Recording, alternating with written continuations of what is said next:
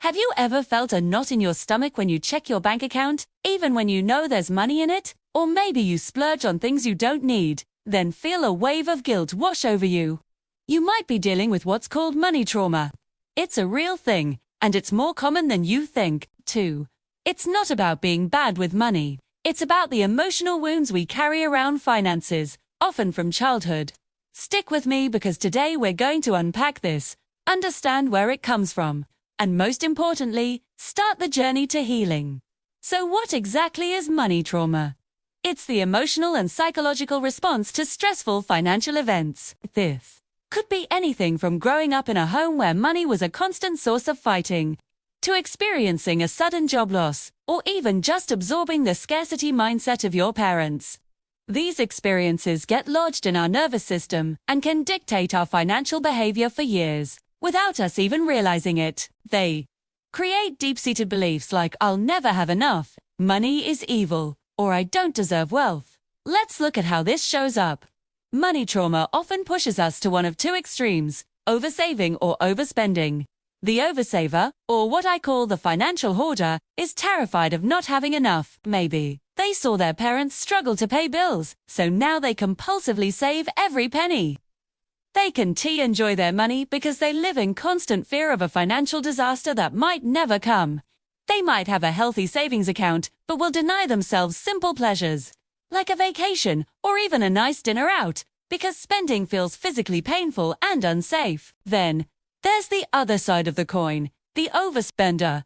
This person might use spending as a way to cope with emotional distress. Perhaps they grew up feeling neglected, and buying things gives them a temporary feeling of love and validation. It's a quick fix.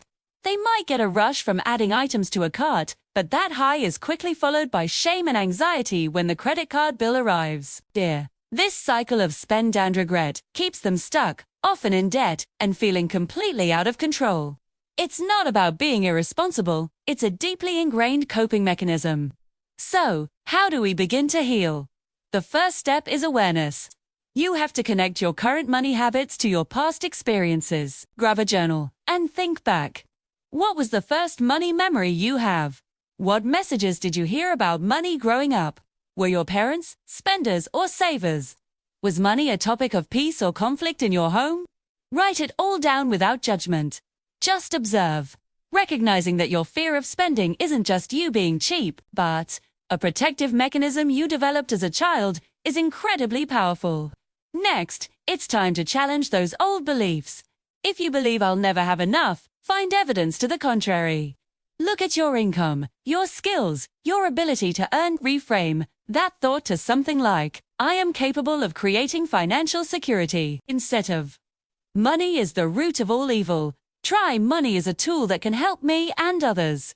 You have to consciously replace the old, negative soundtrack in your head with a new, empowering one. This takes practice, so be patient with yourself. Now, let's get practical. If you're an oversaver, start small. Challenge yourself to spend a small, set amount of money on something purely for joy each week. Maybe it's a fancy coffee, a book, or a movie ticket. The goal is to teach your nervous system that it's safe to spend and enjoy your money. This is called safe spending. For overspenders, try the opposite. Implement a waiting period. When you feel the urge to buy something non-essential, wait 24 or 48 hours. Often, the impulse will pass, and you'll realize you didn't really need it. This helps you break the emotional link between feeling bad and swiping your card. Finally, one of the most important steps is to forgive yourself. Forgive yourself for past financial mistakes.